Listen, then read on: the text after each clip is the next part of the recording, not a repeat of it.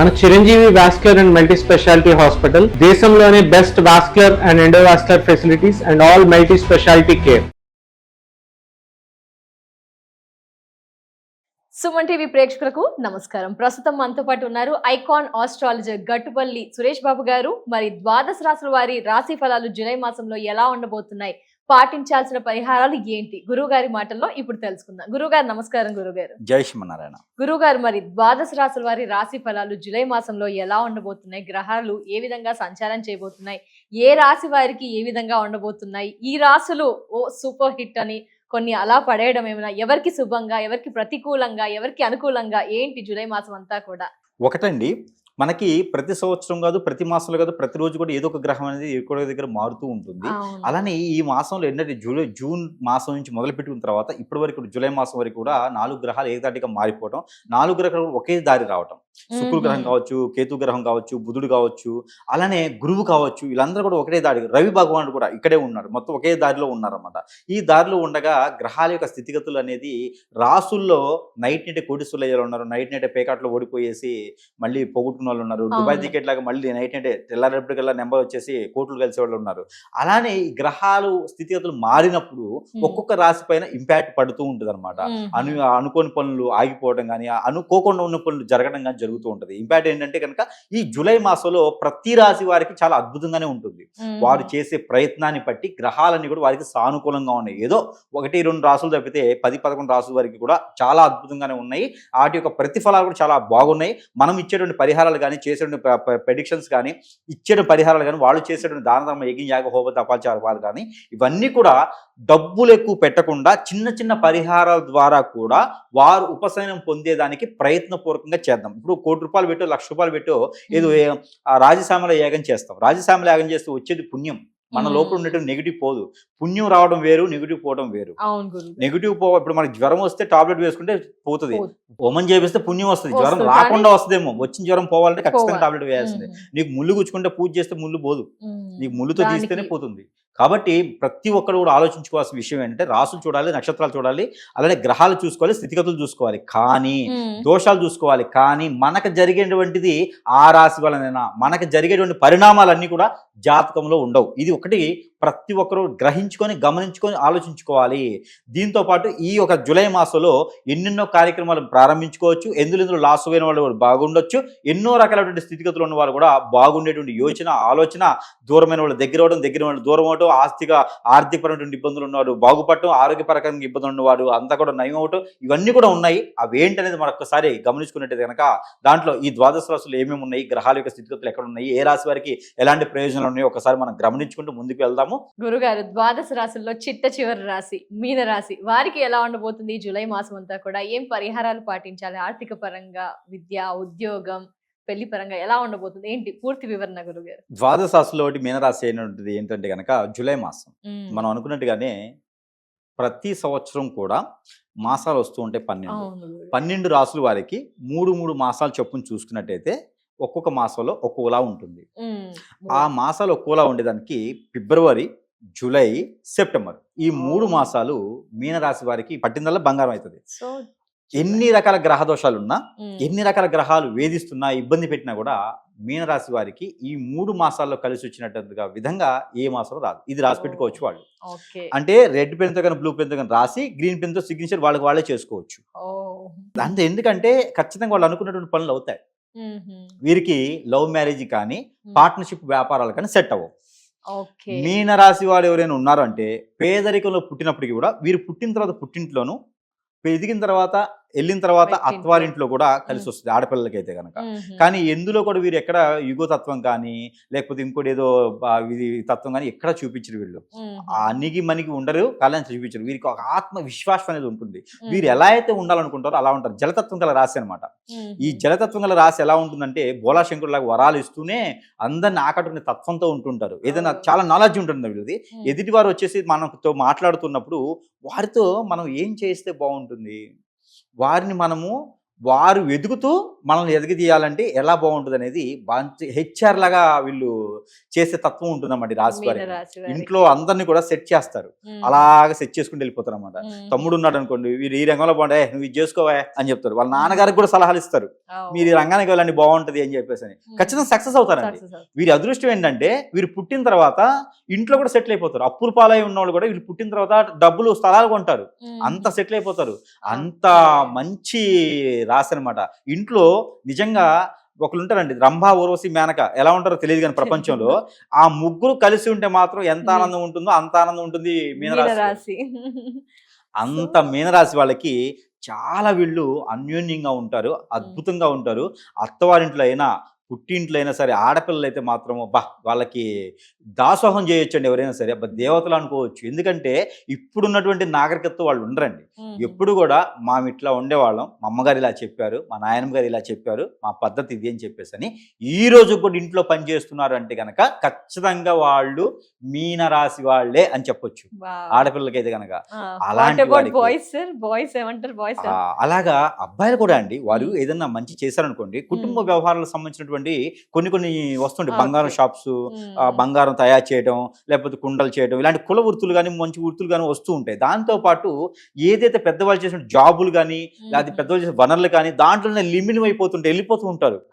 అవే చేసుకుంటే మా నాన్నగారు చేశారండి నాకు వారసత్వంగా వచ్చేసిందండి. ఏదైనా దేవాలయం ఉందనుకోండి, ధర్మశక్తిగా చేస్తుంటారు వాళ్ళ నాన్నగారు, అలానే వాళ్ళ తాతగారు చేస్తుంటారు, తర్వాత వీరి తరం వచ్చేస్తుంది. అలాంటివి ఏమైనా వచ్చినాయి అంటే కనుక ఖచ్చితంగా వాళ్ళు మీనరాశి వాళ్ళని చెప్పుకోవచ్చు. మంచి ఎవరికైనా సహాయం కావాలంటే కూడా వీరు సహాయం చేస్తారు. ఎలా తెలుసా అండి, ఒక చిన్న లాజిక్ ఉంది సహాయం చేసే దాంట్లో. వీరు ఇబ్బంది పడకుండా, బాధపడకుండా వీరి తెలివితేటలు ఎలా ఉంటాయి అంటే, ఇప్పుడు ఒకవేళ సపోజ్ ఒక వ్యక్తికి 10,000 అవసరం ఉంది, మీనరాశి వాళ్ళ దగ్గరికి వచ్చేసి నాకు 10,000 అవసరం ఉంది అని అనగానే ఇతను ఏం చేస్తారంటే ఆ 10,000 రూపాయలు షేర్స్ ఇన్వెస్ట్ చేస్తారు. ఇతను ₹1,00,000 ₹2,00,000 షేర్స్ ఇన్వెస్ట్ చేసి ఆ ఇన్వెస్ట్ మీద వచ్చినటువంటి లాభాన్ని ఇస్తారు. ఆ 10,000 రూపాయలు జేబులో ఇవ్వరు. ఆ రోజు వచ్చే లాభమా ఆ 10,000 వచ్చే వనరులా చూసి ఆ వచ్చినటువంటి 10,000 అతనికి ఇస్తారు. అతను ఇచ్చిన అయిపోయినా వీళ్ళు బాధపడరు. ఒకటే చెప్తారు, నువ్వు ఇచ్చిన అయిపోయినా నేను బాధపడను, నాకు అక్కడ వచ్చినా నీకు ఇచ్చా. కాబట్టి ఇక్కడ ఏమవుతుందంటే రిలేషన్ పాడవదు, ఫ్రెండ్షిప్ పాడవదు, బంధుమిత్రుల మాట అనరు, రేపటి పలానా వ్యక్తి నేను ఇచ్చానే అని బాధ్యతను పడరు. అంటే చూసారా ఎంత అన్యోతిగా ఆలోచిస్తారు వీళ్ళు. అలాంటి వాళ్ళు ఇంట్లో ఉండే కుటుంబం ఎందుకు బాగుపడరండి? అప్పుల పాలు ఎందుకు అవుతారండి? ఎవరిని అడిగినప్పుడు మనం ఏం చేస్తామంటే అరే మనోడికి 10,000 కావాలంటారని చెప్పి ఇంకోటి తీసుకొస్తాం. వీళ్ళు అలా చేయరు. ఇన్వెస్ట్ చేసి దానిలోంచి వచ్చిన లాభాల్లో ఇచ్చేస్తారు. ఇచ్చి కూడా చెప్తారు ఉంటే ఇవ్వండి లేకపోతే లేదు. ఇది ఎంత మంచి విషయం అండి. మరి ఇలాంటి వాళ్ళని ఎవరైనా వదులుకుంటారా అండి? ఖచ్చితంగా వదులుకోకూడదు. కాబట్టి అలాంటి మీనరాశి వారికి గ్రహరీత్యా గత కొంత 2.5 సంవత్సరాలుగా ఈ శని భగవాన్ యొక్క అశుభ దృష్టి ఉండడం ద్వారా వీళ్ళకి కొన్ని రకాల వనరులు దగ్గరికి వచ్చినట్టే వచ్చి ఆగిపోతూ ఉన్నాయి.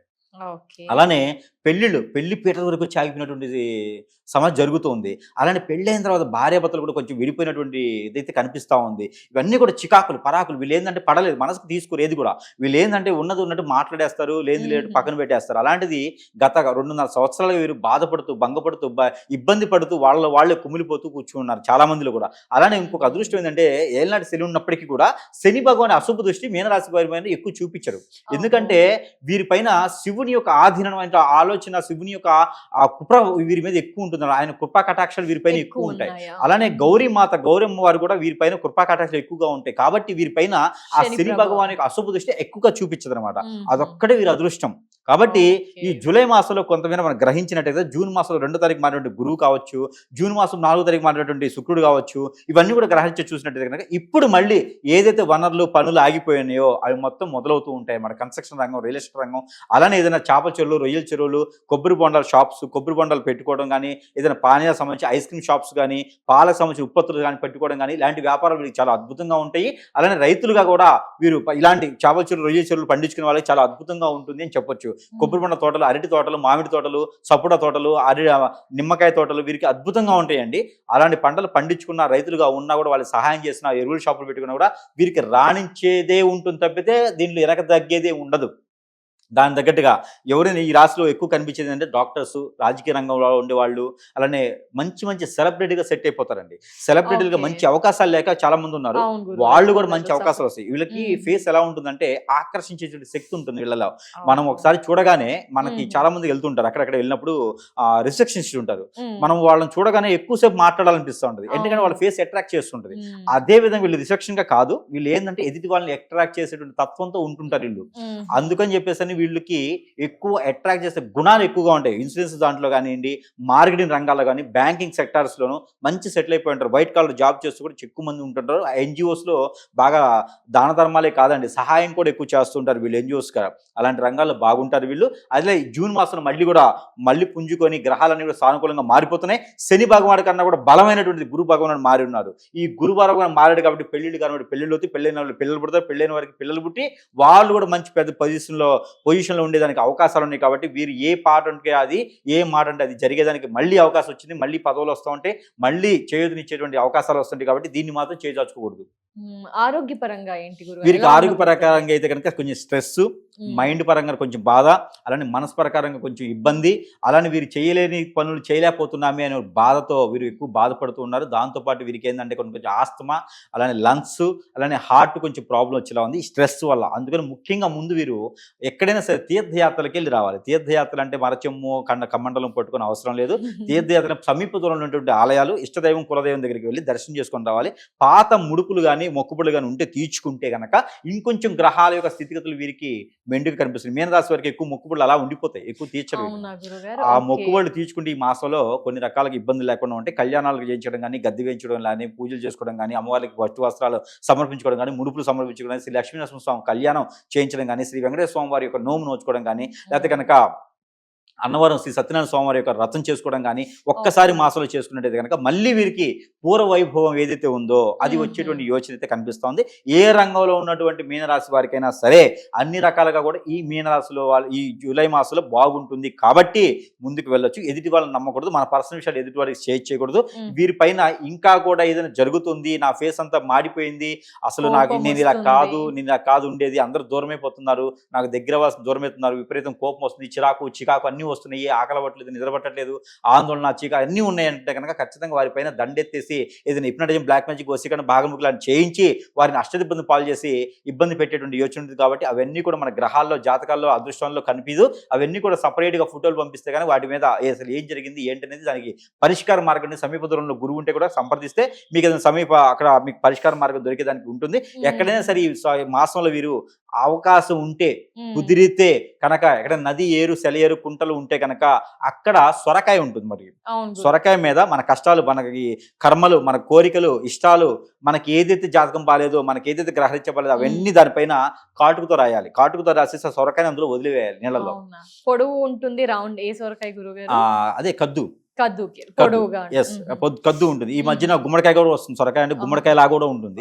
సో ఏదైనా పర్లేదు, ఆ సొరకాయ అయితే చాలు. దానిపైన కాటుకుతో రాయాలి.